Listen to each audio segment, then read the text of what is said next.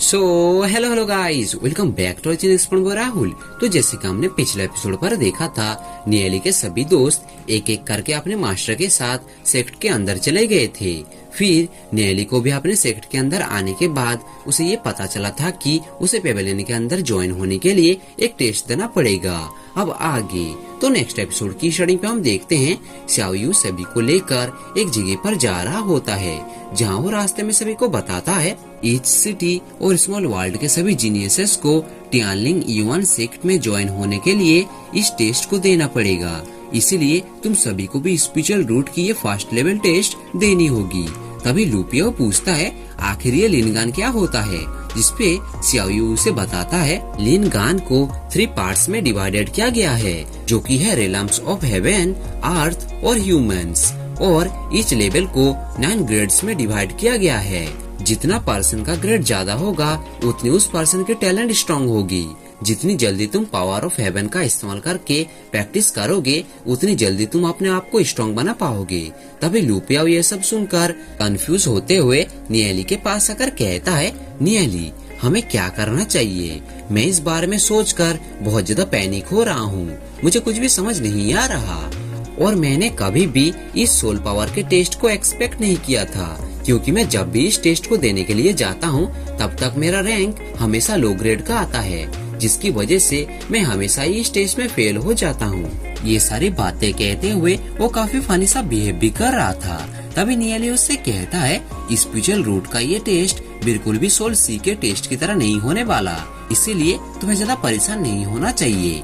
Even की spiritual root का level उतना भी हाई नहीं है, इसे अगर तुम चाहो तो बड़े ही आसान से पार कर पाओगे।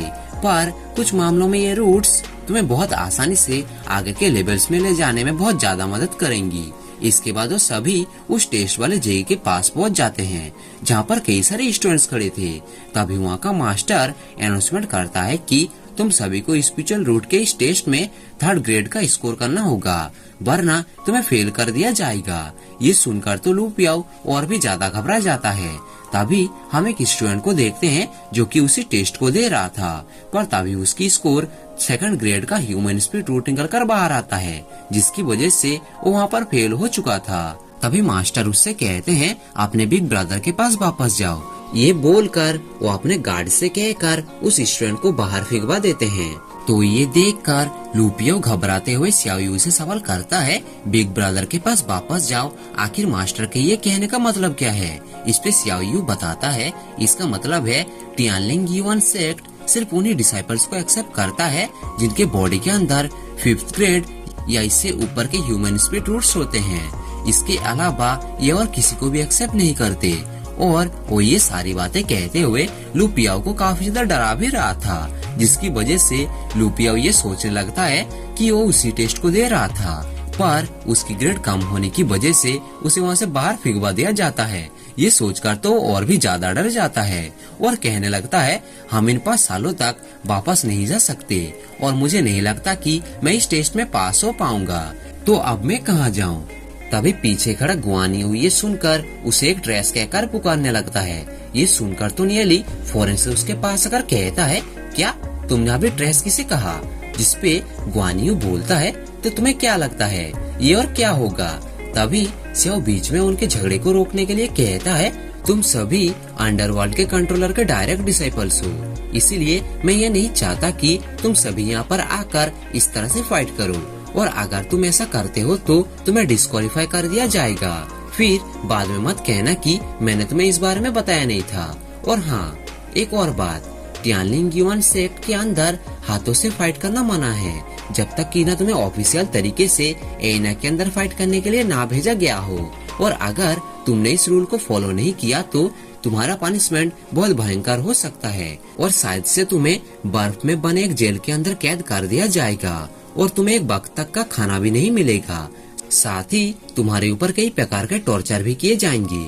ये सारी बातें सुनकर तो गुआनियो बहुत ज्यादा डर जाता है और माफी मांगते हुए कहने लगता है, हे लिटिल ब्रदर, प्लीज मुझे माफ कर देना, मैं कुछ ज्यादा ही बोल गया, प्लीज अब मेरे इस बात का ज्यादा बुरा मत मानिएगा। ये बोलकर वो ये सोचने लगता है कि xiaoyu और नियली आपस में बहुत ज्यादा क्लोज हैं, पर ऐसा क्यों है? ये सियायू हमेशा ही नियली और उस दूसरे बंदे का साथ देता है, इसलिए मुझे थोड़ा केयरफुल रहकर अपने ट्रेनिंग में ज्यादा ध्यान देना होगा।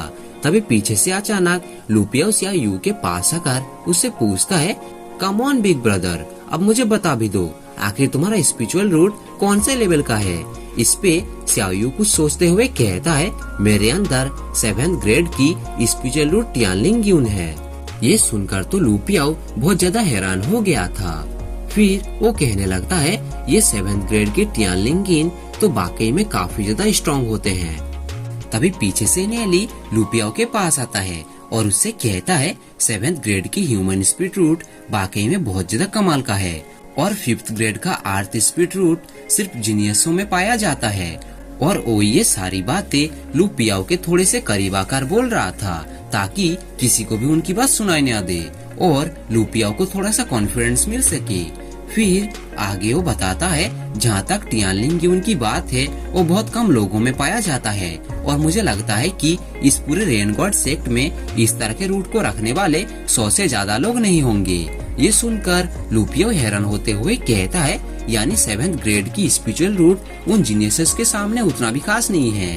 तभी नियली सोचता है, इतने लेवल का स्पिरिचुअल रूट होने के बावजूद भी सियायू हमेशा शांत रहता है और उसे इस बात की जरा सा भी घमंड नहीं है और इस उम्र में उसके पास पहले से ही एक एक्स्ट्रा सोल है।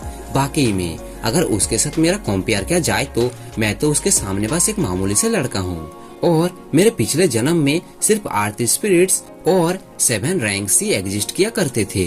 लगता है मेरे टाइम और स्पेस डिमैन स्पिरिट बुक से टाइम ट्रेवल करके वापस आने की वजह से यहाँ का काफी कुछ चीजें बदल चुका है।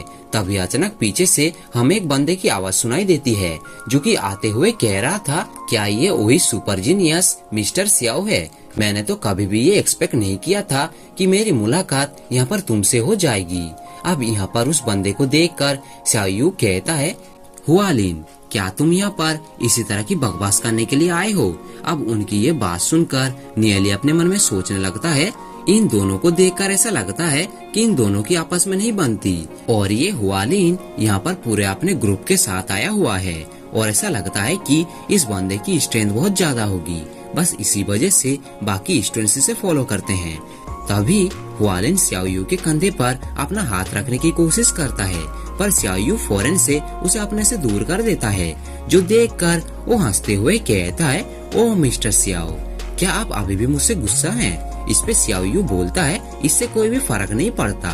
तभी हुआलिन बोलता है, हे मिस्टर सियाओ, जब आप कुछ इस तरह की बात करते हैं तो तब आप बहुत आउटस्पोकिंग होते हैं।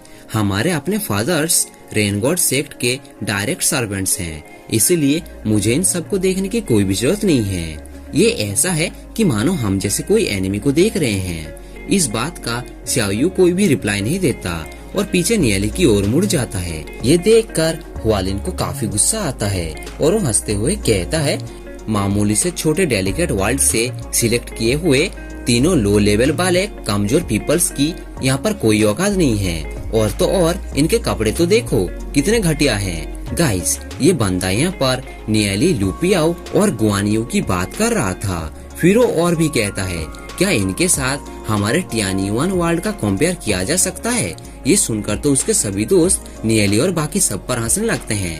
तभी नियली सियाओ के पास आकर कहता है, क्या तुम मुझे ये बता सकते हो ब्रिज फॉरेस्ट की ओरिजिन कहाँ पर है? इस पे सियाओ बोलता है, उस बंदे का फादर सेंगजोंग आउटर सेक्ट का डायरेक्ट मैसेंजर है। तुम्हें उस पर ज्यादा ध्यान देने की कोई भी जरूरत नहीं है, वो बहुत ज्यादा बेकार और घटिया किस्म का बंदा है। नियली बोलता है, हाँ मैं तो ये अच्छे से देख ही पा रहा हूँ। अब नियली और सियाओ को यूँ बातें करते देखकर हुआलिन सोचता है, आखिर ये दोनों किस बारे में बात कर रहे हैं? और वैसे भी मुझे इससे कोई फर्क नहीं पड़ता, आफ्टर ऑल ये दोनों ही तो बेवकूफ हैं। फिर वो आगे आकर कहता है, मैं छोटे डेलिकेट वर्ल्ड के इन तीनों जीनियसेस को नहीं जानता, तो तुम क्या मुझे इनसे इंट्रोड्यूस नहीं करवाओगे? इस पे सियाओ कहता है, नहीं, इसकी कोई भी जरूरत नहीं है।